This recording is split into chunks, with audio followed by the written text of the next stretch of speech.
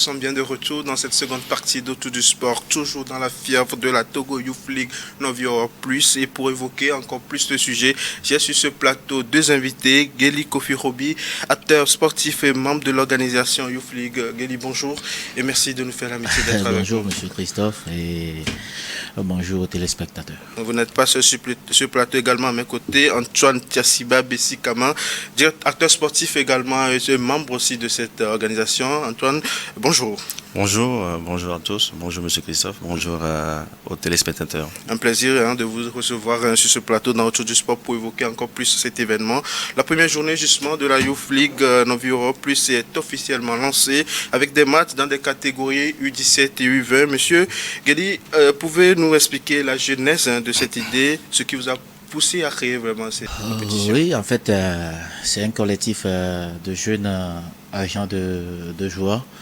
De certaines personnes qui aiment la chose, en collaboration avec la Ligue Lomé Golf, le Grand Lomé bien sûr, qui a décidé de lancer cette compétition pour d'abord privilégier les U15 et les U20, puisque on a compris aujourd'hui que pour relever le football togolais, il faut cette formation à la base, cette compétition à la base, pour pouvoir alimenter les équipes nationales de ces catégories. Exactement. Alors, Antoine, vous êtes parti de quel constat que le football, on va dire les seniors, n'ont pas assez de pinières, où le Togo peine à trouver la relève, et qu'est-ce qui a été vraiment le facteur déclencheur? Ouais, c'est vrai que le constat est un peu alarmant. Déjà, l'équipe nationale qui n'arrive pas à s'imposer sur l'échiquier continental.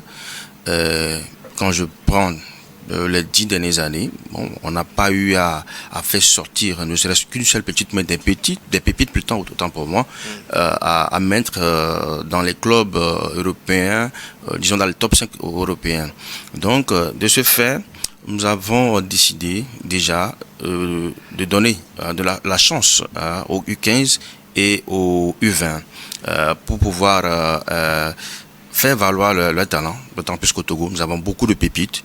C'est vrai que les résultats actuels de l'équipe nationale ne nous favorisent pas à ce que... Ne reflète pas aussi cette pépinière qu'on puisse avoir. Voilà. Donc, à l'étranger, on se dit que au Togo, le football n'existe pas, mais c'est faux. Il y a beaucoup de talent. Donc, on a initié ce projet pour pouvoir donner de la chance à ces jeunes joueurs, de pouvoir se faire valoir et montrer aux yeux de tout le monde que voilà, ils ont des talents. Exactement. En misant sur les U15 et les U20, quel est l'objectif que vous cherchez exactement finalement? Notre premier objectif, c'est tout d'abord de sortir et de déceler ces talents qui peuvent nous aider d'abord sur le plan local et aussi sur le plan international, puisque cette compétition est suivie dans pratiquement environ 67 ou bien 70 pays. Et il y a un collectif d'agents de joueurs qui suivent les matchs et pour pouvoir sortir ces pépites que nous cherchons. Et nous travaillons avec des agents qui sont accrédités, qui aujourd'hui ont cette possibilité de faire sortir ces joueurs du pays pour qu'ils puissent monnayer leur talent et devenir des professionnels. Est-ce que ces agents ont des partenariats concrets, c'est-à-dire avec des clubs dans l'élite, les clubs de l'élite, au-delà du Togo? Je veux parler des grosses écuries européennes, par exemple, des clubs comme Arsenal, le Real Madrid. Est-ce que ces agents ont des contacts avec ces clubs pour qu'ils puissent envoyer ces enfants là-bas? Oui, il y a ces équipes. Je ne dirais pas qu'il y a Arsenal et consorts, mais il y a ces équipes qui sont de l'autre côté de l'Europe, de l'Afrique et tout, et qui vont accueillir ces joueurs si on arrive à sortir vraiment des pépites, puisque nous cherchons des pépites. Et ces agents sont là, ils suivent les matchs. C'est un collectif d'agents de joueurs, comme je l'ai dit précédemment, qui est là, qui suit ces joueurs, qui suit ces matchs pour pouvoir sortir. Et la preuve, quand on a fini les 2 premières journées, on a eu des retours où on a ciblé certains joueurs de certaines équipes que je tais le nom pour le moment. D'accord, parfait. Alors Antoine, en quoi cet événement peut-il vraiment transformer le paysage sportif pour les jeunes Togolais? Oui, déjà, à travers cette compétition, les clubs, nos clubs de la D1, D2, pourraient toutefois avoir un œil sur les joueurs, les pépites qu'on aura déniché. Et de ce fait, l'équipe nationale U17, U20 aussi aura un vivier à travers ce tournoi de pouvoir constituer une équipe valable de représenter dignement le Togo sur l'échiquier continental. Exactement. Alors ça me revient à vous poser cette question. Comment se déroule le processus de détection? Quels sont les critères que vous utilisez justement pour identifier les meilleurs? Ouais, il y a un comité technique composé des agents de joueurs, des entraîneurs qui sont là, qui font le job. Donc à chaque match, à chaque journée, ils identifient ces jeunes. Et vous allez remarquer que déjà dès la première journée, et il y a je dirais un trophée, pas un trophée, un cadeau qu'on a initié pour encourager le jeune meilleur joueur à chaque match. Donc il y a ces pépites-là que le comité technique suit. Je peux dire que M. Guéli sur le plateau ici est parmi un membre de ce comité. Il vous en dira encore un peu plus. Alors Guéli, et Antoine me renvoie à toi pour te reposer cette question parce que tu vas l'approfondir encore plus. Comment se déroule le processus de détection et les critères utilisés pour justement identifier les meilleurs joueurs?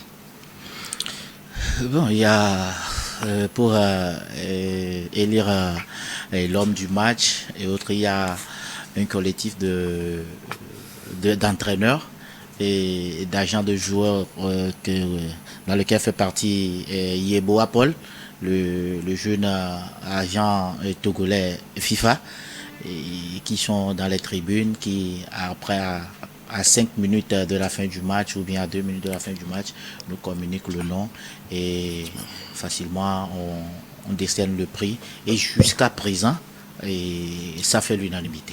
D'accord, parfait.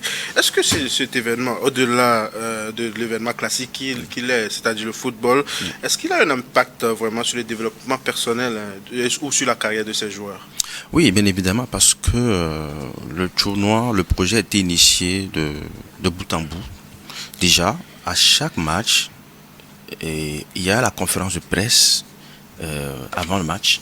Et après le match, il y a aussi la conférence de presse.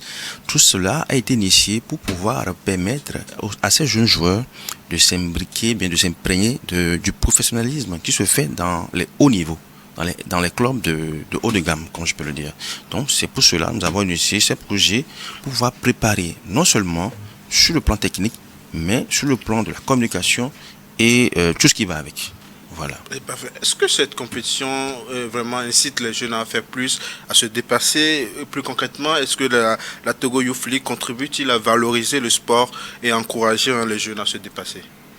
Bien sûr que cette compétition Youth League, c'est pour mettre en valeur le football togolais, d'abord pour les jeunes et après... comme je l'ai dit, pour pouvoir servir l'équipe nationale un jour.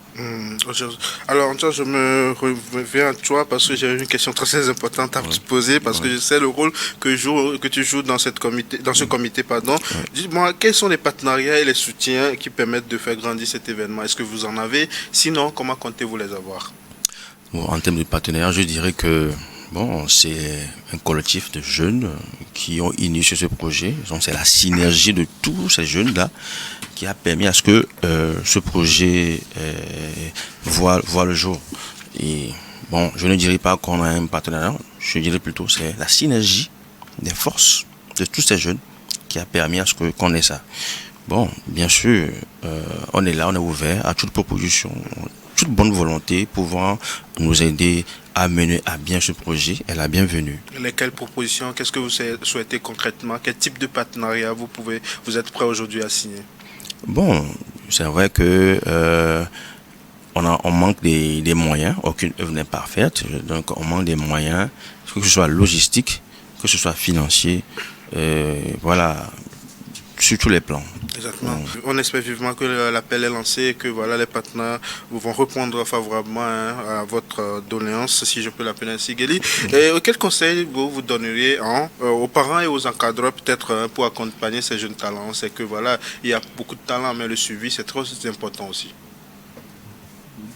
Tout d'abord, cette compétition d'abord est confrontée à un truc qui est cette compétition des U15 parce que la plupart des joueurs ce sont des élèves et nous demandons juste aux parents de nous accompagner dans cet élan et pour pouvoir permettre à ces petits aussi de vivre leurs rêves en permettant, bien sûr on ne leur dit pas d'abandonner les études pour le football puisque aujourd'hui le football rime avec les études bien sûr, donc de nous aider, de faire un planning pour ces joueurs pour qu'ils puissent allier football et études. Exactement, allier football et études. Antoine, c'est un de nos spectateurs, téléspectateurs, aimerait savoir si l'événement ouvre des perspectives à l'international pour ces jeunes. Oui, bien évidemment. Le projet, tout d'abord, c'est de pouvoir montrer aux tout le monde qu'au Togo, il y a des joueurs, des pépites. Et donc, Dieu merci, aujourd'hui, nous avons la chance de diffuser ces matchs sur iBall. Et donc, tout le monde le voit. Donc, à travers ça, sûrement, il y aura des pépites qu'on va dénicher, à qui on va trouver des contrats à l'étranger avec un bon suivi. Parce que c'est le suivi qui est le plus important. Il y a une équipe qui est mise en place pour faire ce suivi, justement, je suppose. Et oui, il y a le comité technique qui est là. C'est pour ça qu'on pousse des joueurs, des entraîneurs qui sont là pour ça. Parfait. Guédé, comment vous envisagez l'avenir du Togo Youth League et la place des jeunes dans l'écosystème du sport togolais, notamment dans le football? Bon, ces jeunes, nous, notre collectif, on a envie de leur donner ce qu'ils veulent, de leur faire vivre leur passion. Et ces jeunes peuvent demain représenter valablement notre pays et pour le bien du sport togolais. Pour le bien du sport togolais. Revenons au terrain. Le samedi dernier, on y était, Antoine. On a vu ces enfants. On a vu un public qui n'a pas vraiment répondu à l'appel. Maintenant, comment vous faites? C'est sur plusieurs sites que vont se dérouler cette compétition. Alors, comment vous faites pour redynamiser ce public qui a peut-être coupé le pont avec le sport togolais, on va le dire, mais et chez vous, comment vous allez faire? Oui, c'est vrai, le constat est là. Donc, nous utilisons nos moyens déjà à travers la communication sur les plateformes digitales, histoire de permettre à tout le monde d'avoir une idée de ce qui se fait exactement. Nous exhortons déjà le public à faire massivement le déplacement et ceux qui ne peuvent pas le faire, de suivre ces compétitions sur la plateforme iBall et YouTube. Voilà. Parfait. Est-ce que quelque chose t'a vraiment marqué depuis samedi, le lancement dans les matchs et tout? Est-ce qu'il y a une anecdote que tu penses partager avec nous? Est-ce qu'il y a quelque chose qui t'a vraiment marqué depuis? Des exemples, peut-être d'un joueur qui a été exceptionnel, d'un but. Dites-nous.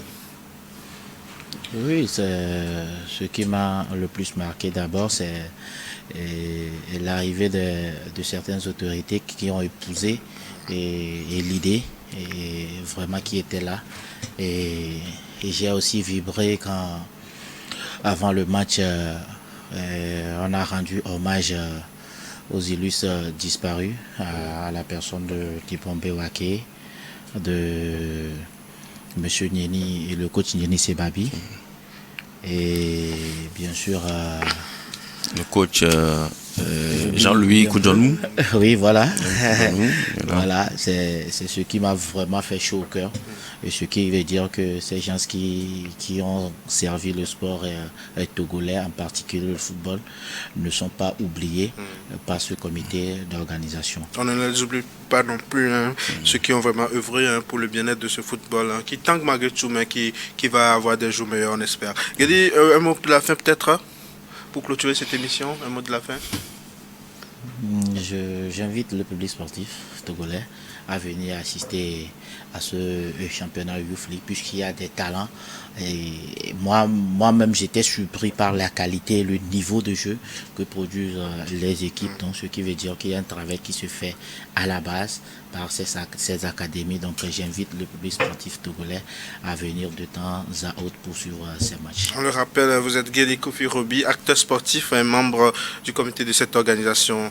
Voilà, Antoine, pour clore cette émission, vous êtes porteur d'un message, forcément. Oui, c'est juste pour exhorter le public à faire massivement le déplacement, de venir découvrir ces pépites. Déjà, moi, lors de la première journée, j'étais émerveillé par la qualité du jeu produit par ces jeunes. Et déjà, ça me donne l'envie de pouvoir toujours continuer par suivre ces matchs. Et donc, j'exhorte tout le monde. Et aussi, j'exhorte aussi les autorités à accompagner les académies de football. Ils font un travail louable. Et voilà, merci. Antoine Tiabsiba Bessikama, on le rappelle, vous êtes acteur sportif et aussi membre de ce comité d'organisation. Merci d'être passé, monsieur. Merci. Merci à vous. Voilà qui met un thème à cette émission. Merci de nous avoir suivis. Rendez-vous la semaine prochaine pour un nouveau numéro d'Auto du Sport.